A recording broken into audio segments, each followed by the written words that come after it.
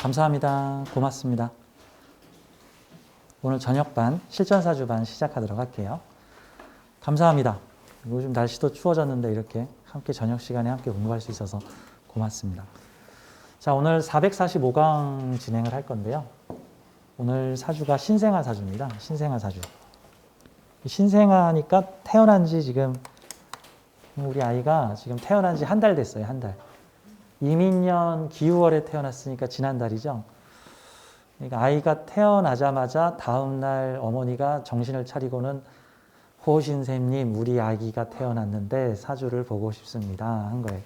지난번에 잠깐 언급한 적이 있는데 이 여성분이 어머니가 1년 전쯤에 이 남자랑 결혼해도 될까요 해가지고 궁합을 봤어. 그래서 커플 부부 궁합을 나 이 남자랑 같이 살아도 될까? 내 인생 맡겨도 될까?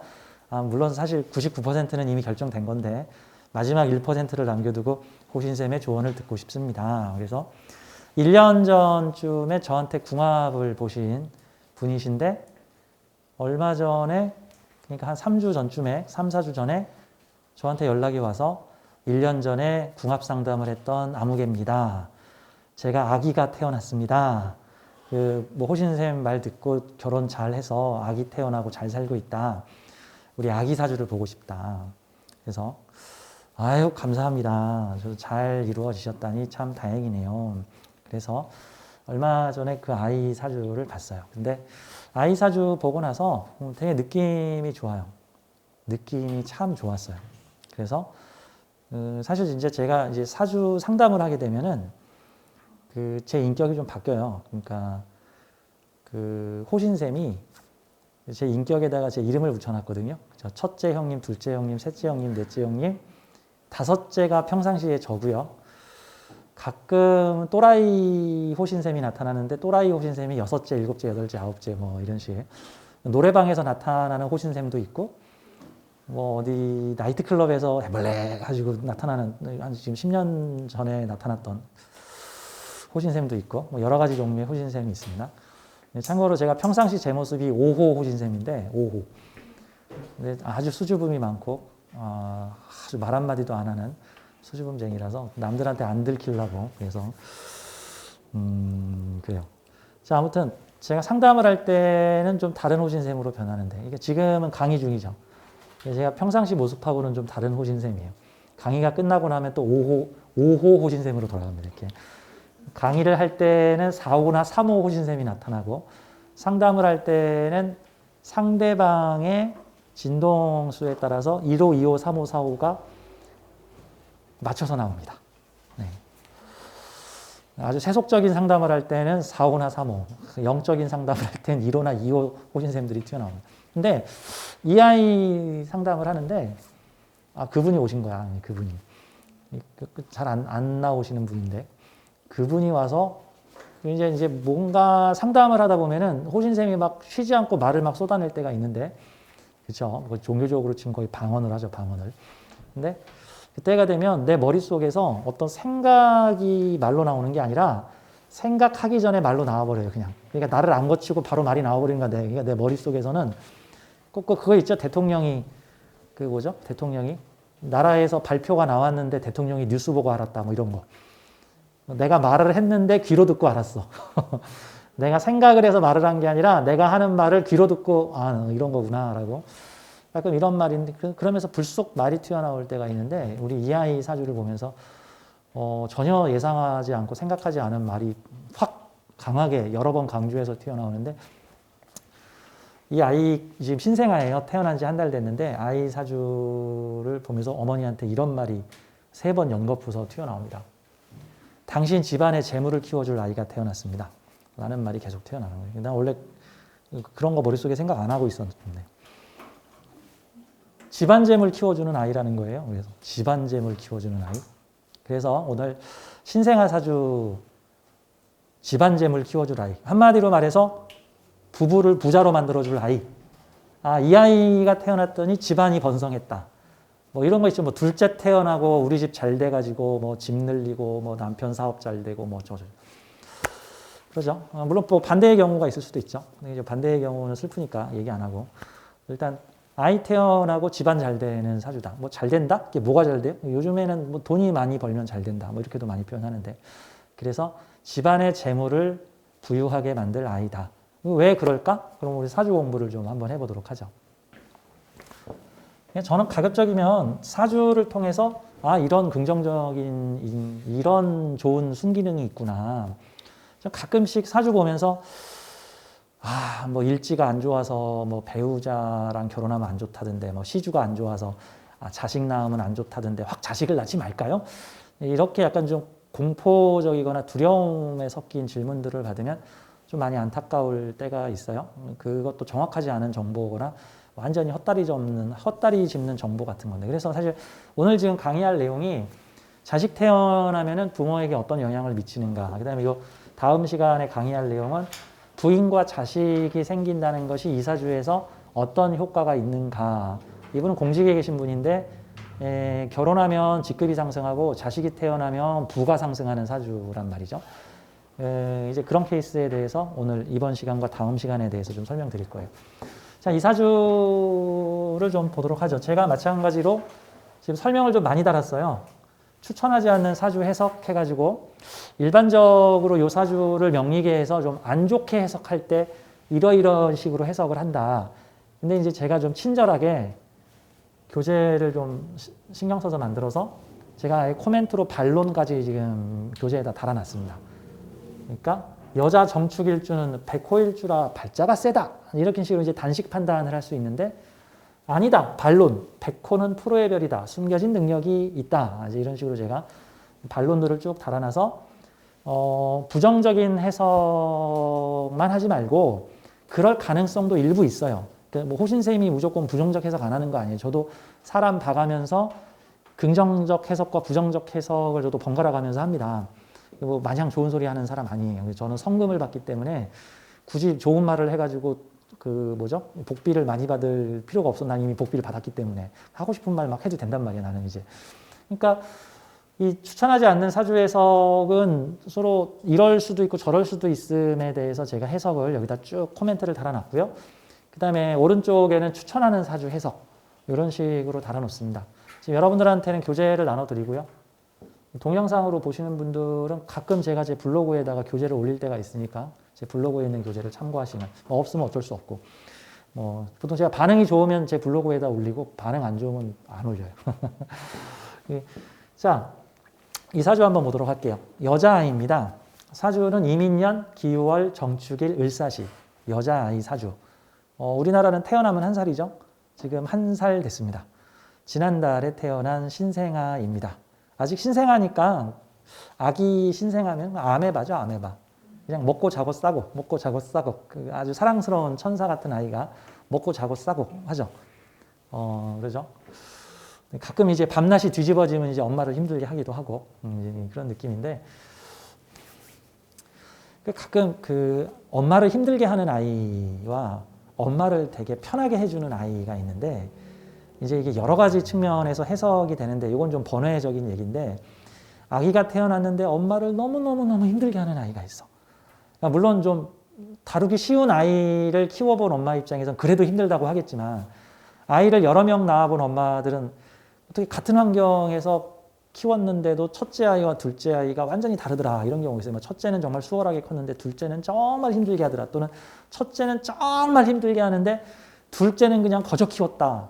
실제로 돈도 다 첫째한테 쓰고 둘째한테는 돈도 안 쓰고 첫째가 입던 옷, 첫째가 입던 학용품 다 물려줬는데도 둘째는 그냥 잘 컸다. 근데 둘째가 더 잘 됐다. 뭐 이런 얘기들 되게 많아요. 그래서 근데 태어났을 때 그래서 아이가 백지 상태에서 태어나는 게 아니라 어느 정도 인연이 있어서 태어나는데 이게 심리학에서는 그걸 어떻게 얘기를 하냐면은 심리학 플러스 영성학을 합쳐진 심리 영성학에서는 그거를 뭐라고 표현하냐면은 어머니가 내면의 내적 갈등을 강하게 가지고 있을 경우에 아기가 태어났는데 그 아기가 나를 엄청 힘들게 해요. 그게 왜 그러냐면 나에게 벌어진 심리적 현상들을 억압하는 사람들이 있죠. 억압, 표현하지 않고 참아야 돼. 하면 안 돼. 대체로 이 억압한다는 뜻은 감정이나 생각을 억압하는 것은 대체로 현실에서는 어떤 경우에 많이 나타나냐면 이건 되고 이건 안 되고 이건 좋은 거고 이건 나쁜 거고 이건 절대 해서는 안 되고 20대는 이래야 하고 30대는 저래야 하고 50대는 저래야 하고 50대가 저러지 않으면 절대 안 되는 거고 잘못된 거고 뭔가 이런 식으로 되고 안 되고 좋고 나쁘고를 구분을 해놓으면은 원래 사람의 마음속에는 다 되는 거고 다 안 되는 거고 그런 거예요. 시간에는 다 되는 거야 한마디로. 마치 우리나라에 체육하는 사람이 있고 농사 짓는 사람이 있고 뭐 사서삼경 외우는 사람이 있는데 조선시대에는 사서삼경 외우는 사람은 우대하고 농사 짓는 사람은 중간 정도로 취급하고 뭐 장사를 하거나 백정은 엄청 천시를 하고 너 이렇게 살면 쟤처럼 된다 뭐 이런 식으로 되고 안 되고를 많이 구분을 하고 있는 사람이 마음속에 되고 안 되고의 구분이 많아요. 그러면 주로 내가 안 되고라고 규정한 거. 사람은 거짓말을 하면 안 돼. 여자는 처신을 잘해야 돼. 남자는 돈을 잘 벌어야 돼. 뭐 이런 거 같은 거. 사람은 말을 공손히 잘해야 돼. 되고 안 되고 설사 그게 도덕주의에 입각해서 옳은 소리라고 하더라도 그럼 반도덕적인 건 절대 해서는 안 되는 건가? 내 안에 욕구가 막 올라오는데 그거를 억눌러 놓으면 나는 그게 억눌려지지만 그게 아이한테서 발현이 돼요. 그게 아이한테서 발현이 돼. 그러니까 사람은 말을 잘 들어야 되고 예의가 발라야 되고 그러면 예의 발라야 되고 그럼 예의 바르지 않은 것을 억압하는 거죠. 아이가 태어났는데 예의가 안 말로. 내가 억압해 놓은 것을 아이가 표출해. 내가 억압해 놓은 것을 아이가 표출해. 그 다음에 본인이 만약에 이기적으로 약간 우리 가족만 위하고 주변 사람들한테는 피해를 가더라도 우리끼리만 잘 살면 된다. 라는 마음을 가지고 있었는데 아이가 태어나서 자기밖에 몰라. 엄마를 위하지 않아. 전혀 엄마를 배려하지 않아. 엄마가 화장실 가도 울어대고 엄마가 밥 한 숟갈 뜨려면 울어대고 엄마가 전화 좀 하려고 그러면 10초도 못 참고 울어대고 엄마가 날 안 쳐다보면 계속 울어대고 나한테만 관심 가져라. 동생 생기면 난리 나고 뭐 이런 상황들이 이제 벌어지는 것. 내가 억누르려 놓은 마음들이 아기를 통해 표출된다. 이건 좀 번외적인 얘기예요. 그러니까 심리적으로 좀 편한 아이, 키우기 수월한 아이와 키우기 수월하지 않은 아이. 보통은 태교를 잘하시오가 우리가 알고 있는 상식인데 사실 그거보다는 마음의 평화를 가지시오. 그러면 아이가 나의 모순을 드러내지 않습니다.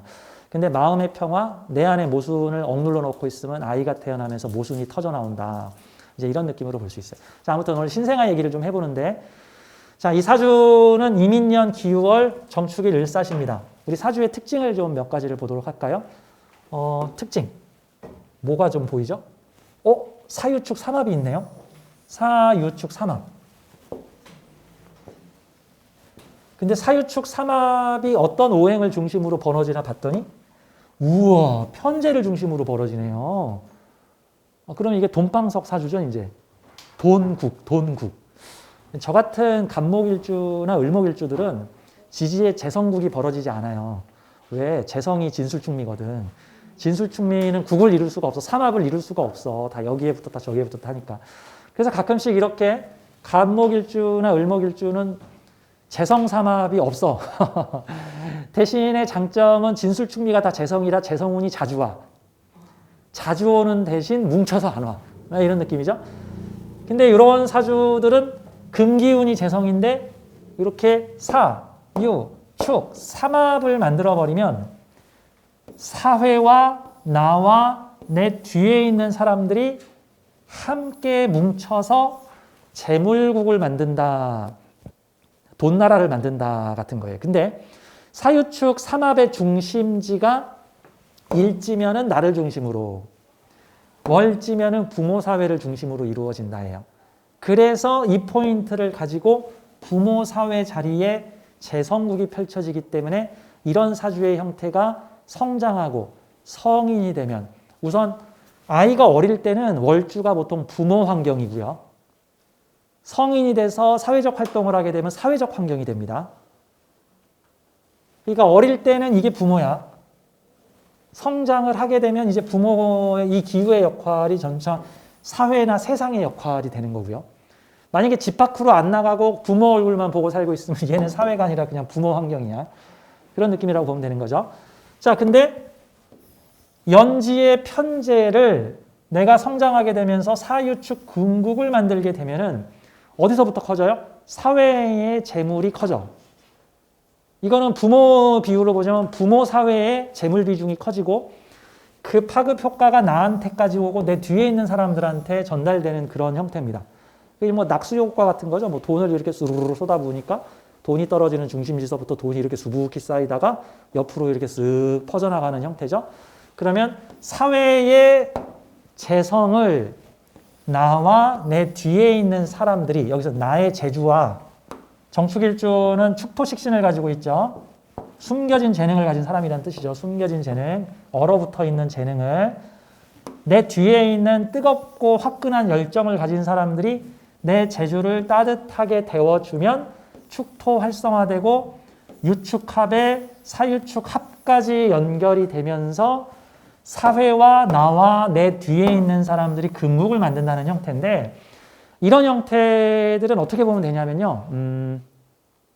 나 부자 되고 싶으면 이런 사람과 어울리세요. 이게 나와 내 주변을 금국으로 만드는데, 금국이 돈국이잖아. 일거리, 돈벌이. 그러면 이 사주가 나중에 성인이 되면, 어른이 돼서 사회활동을 활발하게 하게 되면 내가 건드리는 일이 다 돈이 돼. 그리고 나와 인연 맺는 사람들이 바빠져. 돈 버느라. 그 일명 마이다스의 사주죠. 이렇게 되면. 내가 건드는 일은 다 돈이 된다. 그 얼마 전에 수리남이라고 하는 그 넷플릭스 드라마에 보면은 그런 얘기가 나오죠. 야, 한국에서는 홍어가 엄청 비싼 음식인데 저 수리남이라는 나라에 가면 홍어를 다 갖다 버린다. 그러니까 거기서 다 갖다 버리는 홍어 가져다 한국에 가져와서 팔자. 남들은 갖다 버리는데 내가 손대면 돈이 된다.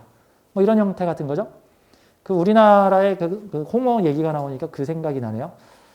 그 감자탕이라는 게 원래 부천 지역의 토속 특색 음식이었는데, 대중적인 음식이 아니라, 그게 한 30년, 20년 전에 금강산 감자탕인가 하는 프랜차이즈 회사가 그거를 갖다가 프랜차이즈로 만들면서 어느 지역 특색 음식을 전국 음식으로 확산을 시켰는데, 그 계기가 서양에서는 돼지를 도축해가지고 등뼈를 다 갖다 버린대. 등뼈를 다 갖다 버린대. 그러면 외국의 뭐 네덜란드나 이런 데서 다 갖다 버리는 등뼈를 그냥 거저다시피 갖고 와서 한국에 와서 찌개를 끓이면 그게 감자탕이야. 우와, 이거 거저. 갖다 버리는 등뼈. 그게 뭐죠? 갖다 버리는 거 내가 건들면 돈 된다. 뭐 그런 거죠. 사주가 이런 식으로 사유축 재성국이 사회와 나와 연결이 되면 내가 건드는 분야들, 나와 연관된 사람들, 나와 인연된 사람들, 나와 거래하는 사람들이 돈을 번다 같은 거죠. 그러면 이런 사주를 가진 사람의 일을 함께 하면, 내 거래처 사장이 이런 사주를 가지고 있으면은, 내 직원이 이런 사주를 가진 사람이 들어왔으면, 내가 식당을 하고 있는데 알바생이 들어왔는데 이런 사주를 가지고 있으면 이 아이가 건드는 곳은 다 돈 되는 일이 된다.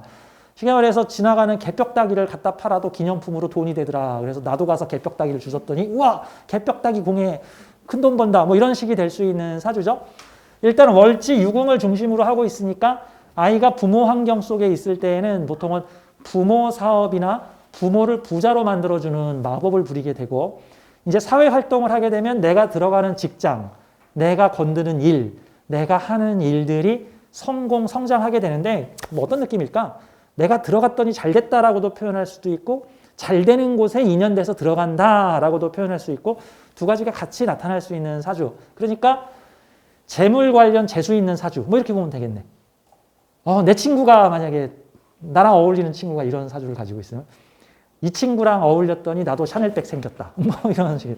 이 친구랑 어울렸더니 나도 고급차 생겼다. 이 친구랑 같이 복권 샀더니 내가 무슨 5,000원짜리 복권 여러 장이 당첨이 되더라. 5,000원 좀 그렇다. 뭐 5만 원 뭐 이런 거.